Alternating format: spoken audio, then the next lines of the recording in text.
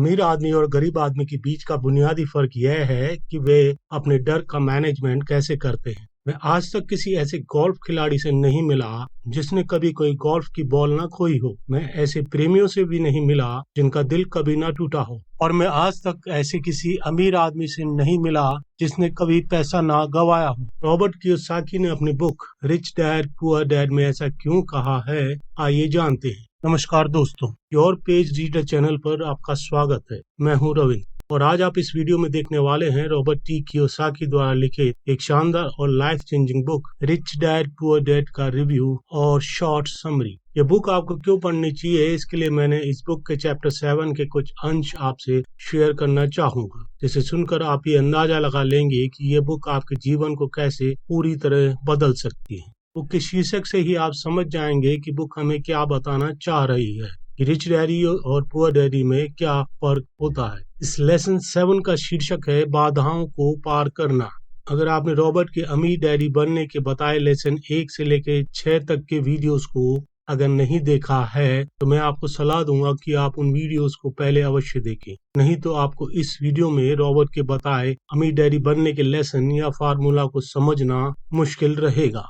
तो आइए lesson number 7 के वीडियो को शुरू करते हैं। किसी अमीर आदमी और गरीब आदमी के बीच मूलभूत अंतर यही होता है कि वे डर से मुकाबला कैसे करते हैं। रॉबर्ट इस लेसन में कहते हैं कि एक बार लोग सीख लें और उनमें पैसे की समझ आ भी जाए तो भी फाइनेंशियल आजादी हासिल करने के लिए उन्हें कई बाधाओं को पार करना पड़ सकता है। ऐसे प्रमुख 5 कारण हैं कि कई बार फाइनेंशियल नॉलेज रखने वाले लोग भी अपने एसेट वाले कॉलम को ज्यादा बढ़ा नहीं पाते। एसेट वाला कॉलम यानी कि जहां से बहुत ज्यादा कैश फ्लो आता है। एसेट वाले कॉलम को ज्यादा बढ़ा नहीं पाने के प्रमुख कारण हैं: पहला डर, दूसरा निराशावाद, तीसरा आलस्य, चौथा बुरी आदतें और पांचवा है अहंकार। आइए सभी को विस्तार से समझते हैं। कारण नंबर पहला, अपने पैसे खो जाने के डर पर जीत हासिल करना। रॉबर्ट कहते हैं कि वे आज तक ऐसे आदमी से नहीं मिले जिसे पैसे का नुकसान अच्छा लगता हो, और रॉबर्ट कभी भी ऐसे अमीर आदमी से नहीं मिले जिसने कभी पैसे का नुकसान ना उठाया हो। और रॉबर्ट ऐसे बहुत से गरीब लोगों को जानते हैं जिन्होंने कभी कोई इन्वेस्टमेंट किया ही नहीं। कोई भी व्यक्ति अपने पैसे गंवाना पसंद नहीं करता। इन्वेस्टमेंट में जिन लोगों ने कभी पैसा नहीं गंवाया वे लोग वही हैं जिन्होंने कभी इन्वेस्टमेंट किया ही नहीं। हर व्यक्ति के मन में पैसे गंवाने का डर होता है। फर्क यह है कि आप डर और नुकसान को कैसे संभालते हैं। एक अमीर और गरीब आदमी में फर्क यही होता है कि वे इस डर का किस तरह से मुकाबला करते हैं। पैसे के मामले में डरना कोई बुरी बात नहीं है। रॉबर्ट के अमीर डैडी पैसे के नुकसान के डर को समझते थे। उनका कहना था कि कुछ लोग सांप से डरते हैं, कुछ लोग पैसा गंवाने से डरते हैं। दोनों ही फोबिया हैं।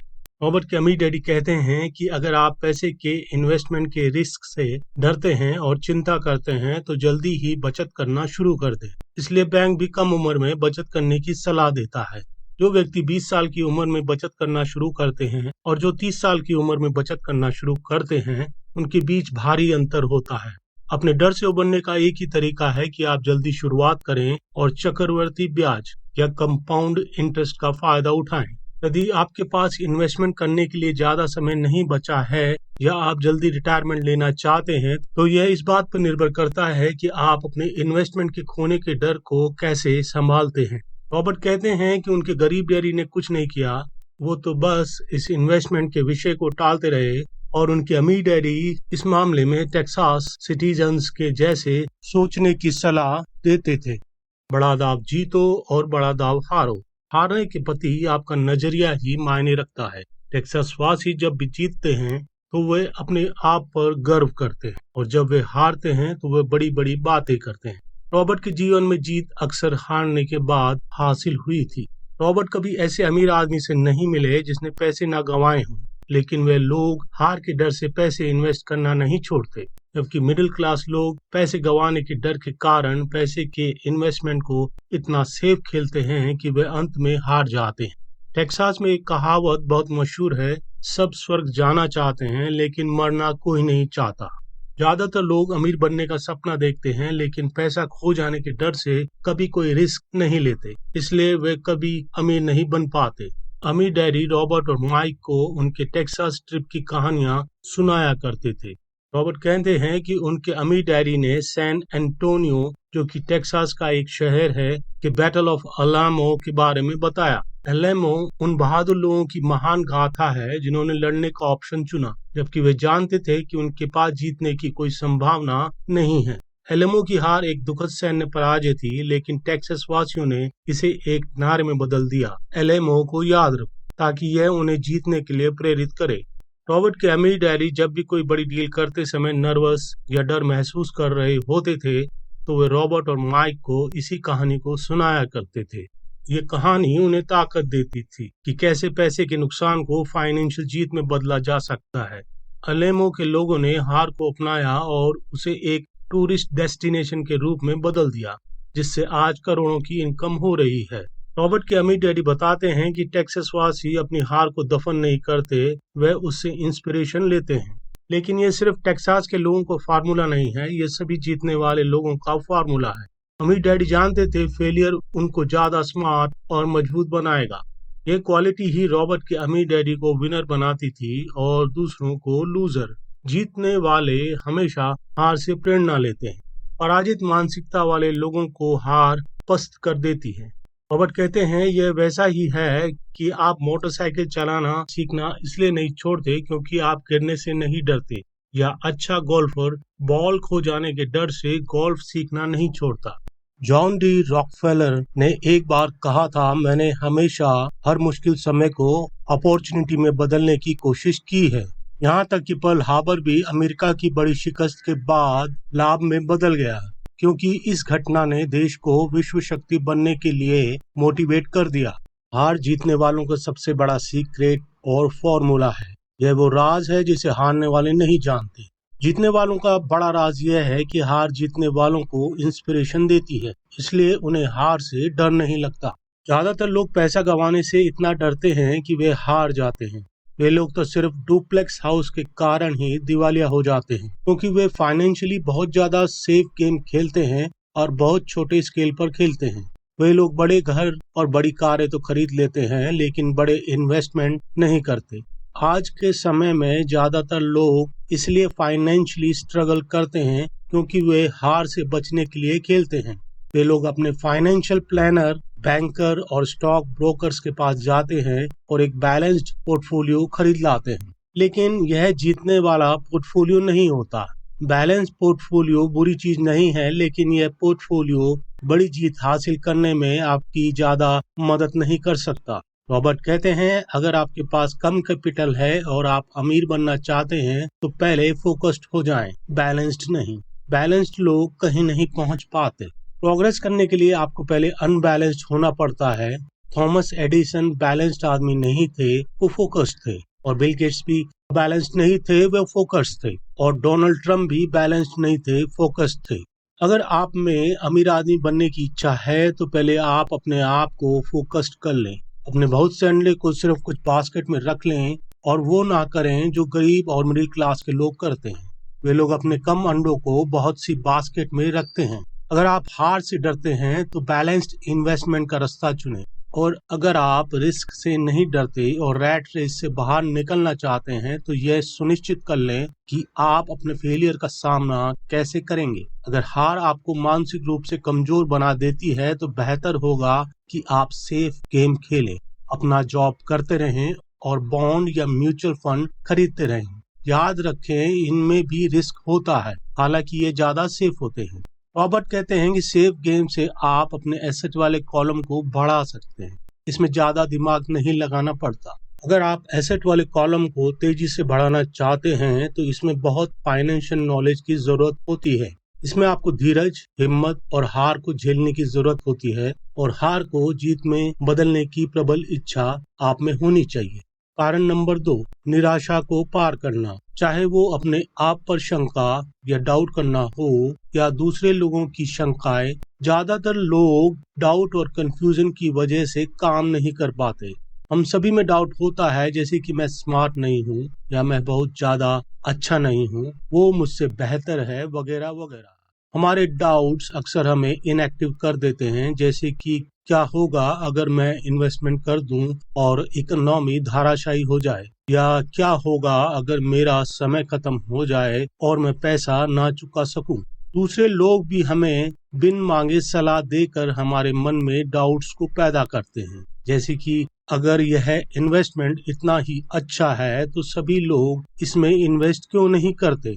डाउट की ये तीर इतने तीखे होते हैं कि हम कोई फैसला ही नहीं कर पाते और हम जहां खड़े हैं वहीं खड़े रह जाते हैं। हम खेल को सुरक्षित खेलना शुरू कर देते हैं और अपॉर्चुनिटीज हमारे पास से गुजर जाती हैं। अफवाहों, निराशा और कयामत की बातों की वजह से अपने डाउट्स और डर को अपने आप पर हावी ना होने देने के लिए बहुत हिम्मत की जरूरत होती है। लेकिन समझदार इन्वेस्टर हमेशा सबसे बुरे दिखने वाले समय में ही पैसे बनाते हैं। ऐसे दौर में जब हर आम आदमी इन्वेस्टमेंट करने से डर रहा होता है।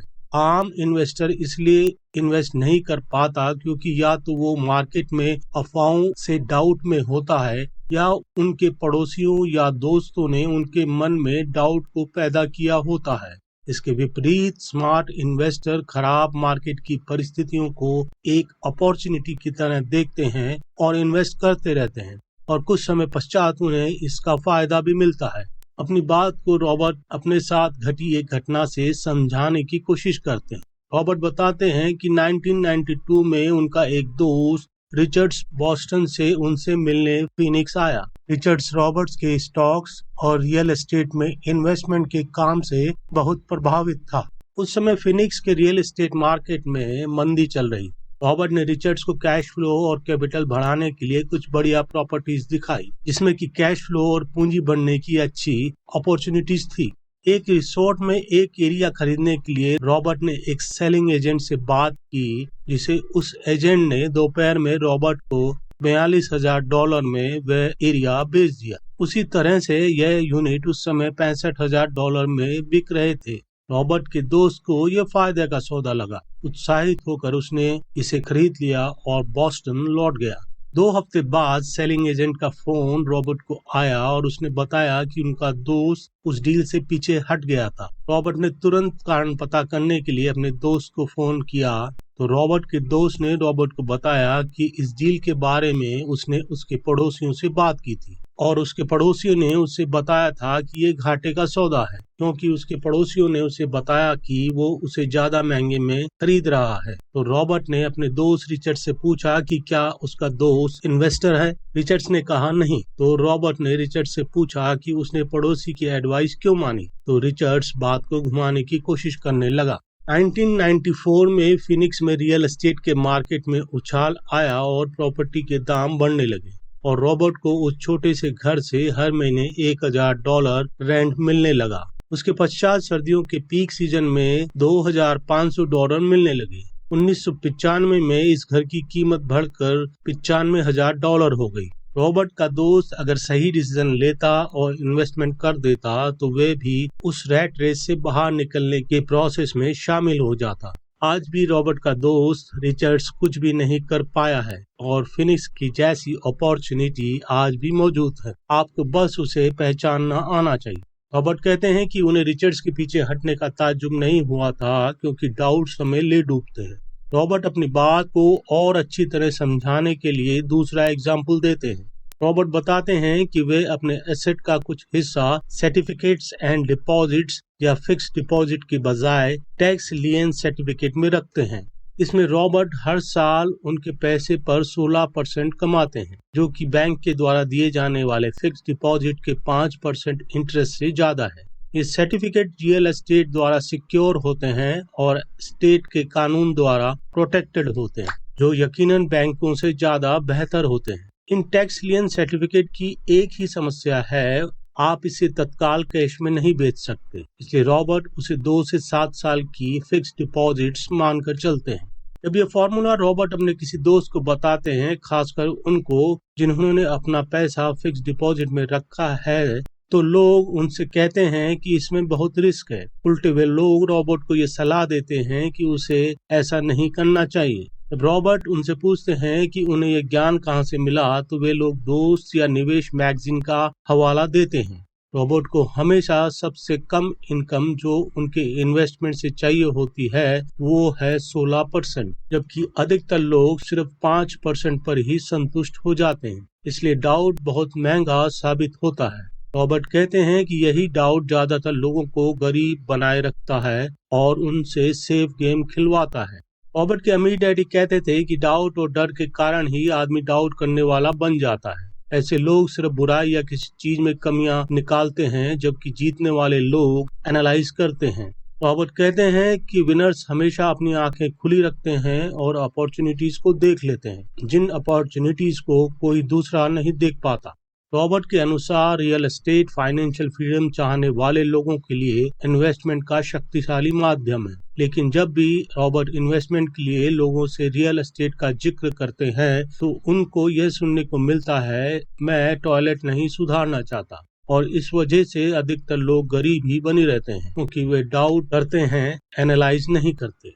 रॉबर्ट अधिकतर लोगों से रैट रेस से बाहर निकलने की बात करते हैं और उनका पूरा ध्यान टॉयलेट सुधारने में लगा रहता है। रॉबर्ट अपनी प्रॉपर्टी को संभालने के लिए एक प्रॉपर्टी मैनेजर रखते हैं जो उन्हें और ज्यादा रियल एस्टेट प्रॉपर्टी खरीदने का अच्छा मौका देता है। साथ ही उन्हें टॉयलेट सुधारने पर ध्यान नहीं रखना पड़ता। कई लोग शेयर बाजार में इसलिए इन्वेस्ट नहीं करते क्योंकि वे अपना पैसा नहीं गंवाना चाहते। रॉबर्ट कहते हैं कि इस दुनिया में कौन होगा जिसे पैसा गंवाना पसंद होगा। ऐसे लोग इन्वेस्टमेंट के इस शक्तिशाली माध्यम की बुराई करते हैं लेकिन एनालाइज नहीं करते, और इस तरह से वे अपने दिमाग को बंद करके पैसा बनाने से वंचित रह जाते हैं। कारण नंबर 3, आलस्य को पार करना। बिजी लोग हमेशा आलसी होते हैं। हमने उस बिजनेसमैन की कहानी सुनी है जो पैसा कमाने के लिए कड़ी मेहनत करता है। वो अपने बच्चों और पत्नी की सुख सुविधा के लिए कड़ी मेहनत करता है। वो ऑफिस में बहुत देर तक काम करता है और वीकेंड पर भी ऑफिस के काम को घर ले आता है। एक बार जब वो घर लौटता है तो उसे पता चलता है कि घर पर कोई नहीं है, क्योंकि उसकी पत्नी बच्चों को लेकर घर छोड़कर चली गई थी। उस व्यक्ति को पता था कि उसके और उसकी पत्नी के बीच में प्रॉब्लम्स है, लेकिन रिश्तों को ज्यादा मजबूत बनाने के बजाय वो काम में ही बिजी रहा।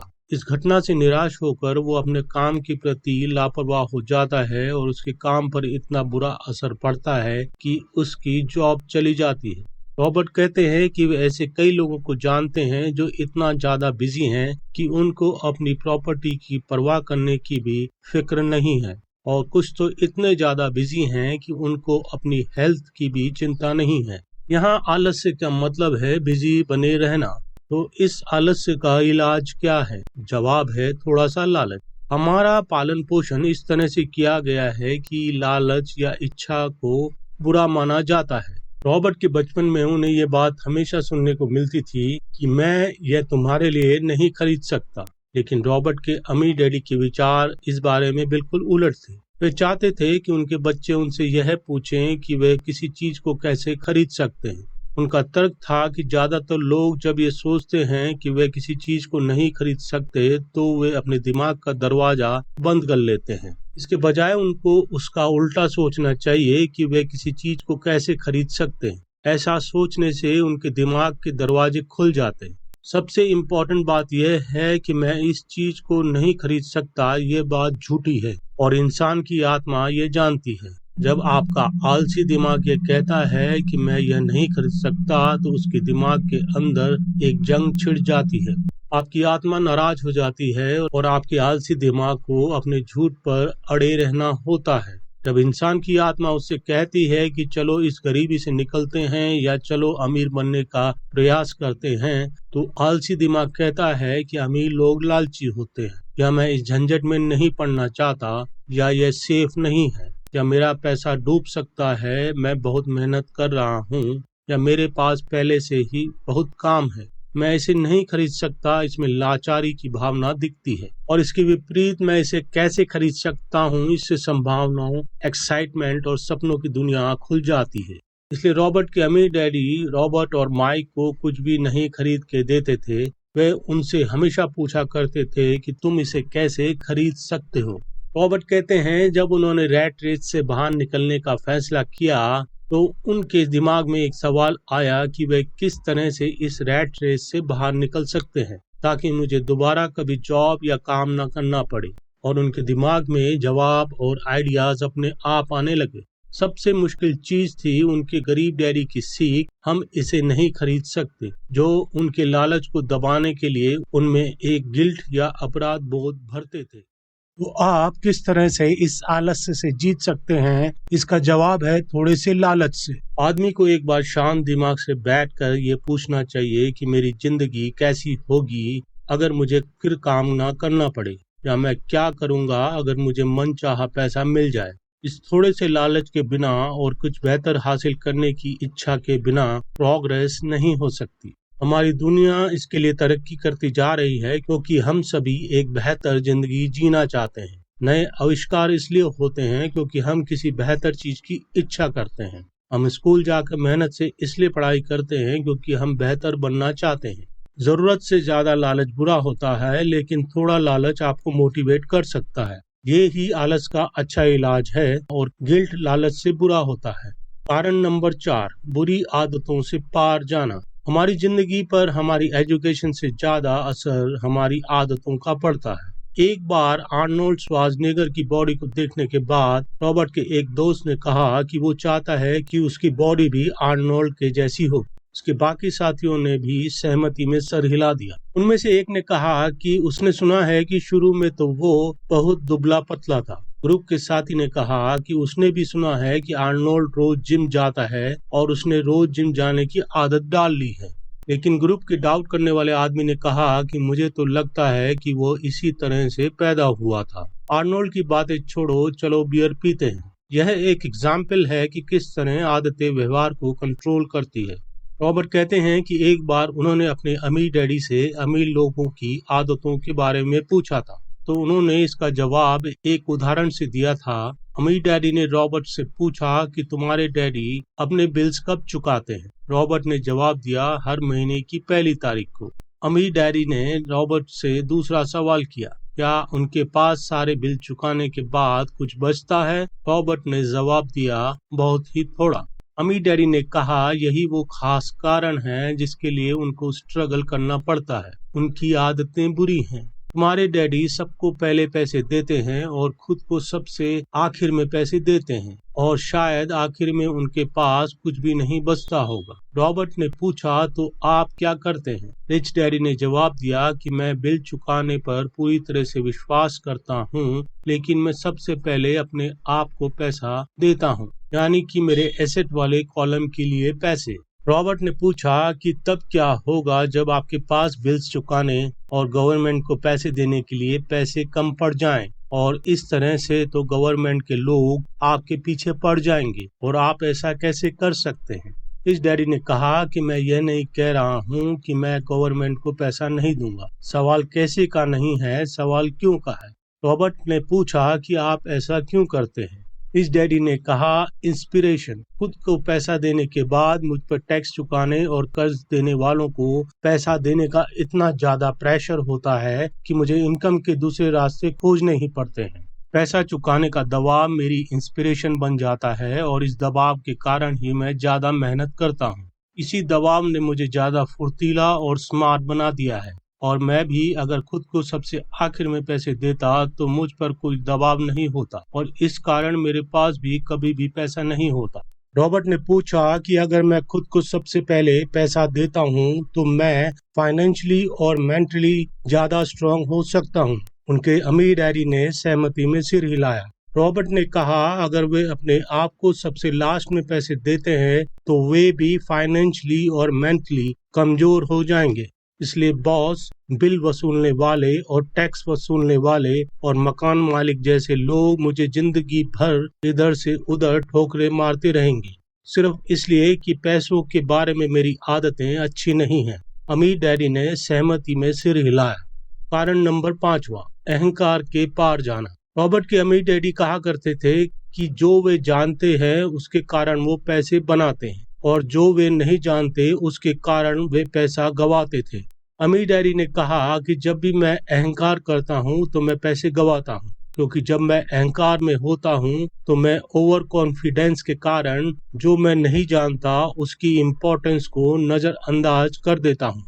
नतीजा यह होता है कि मैं पैसा गंवाता हूँ। अमीर डैडी कहते हैं कि कई लोग अपनी अज्ञानता को छुपाने की कोशिश में अहंकार का इस्तेमाल करते हैं।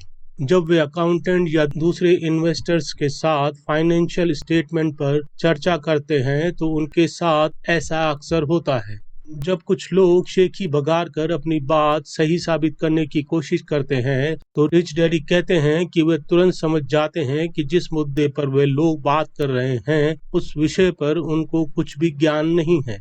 मनी, फाइनेंस और इन्वेस्टमेंट की दुनिया में कई लोगों को तो यह पता ही नहीं होता कि वे किस विषय के बारे में बात कर रहे हैं। मनी इंडस्ट्री में लोग सेकंड हैंड कार बेचने वाले सेल्समैन के जैसे बर्ताव करते हैं। जब आप जानते हो कि आप किसी सब्जेक्ट में अज्ञानी हैं तो बेहतर रहेगा कि आप किसी उस सब्जेक्ट में स्पेशलिस्ट या उस टॉपिक पर किसी बुक को पढ़कर अपनी नॉलेज को बढ़ाना शुरू कर दें।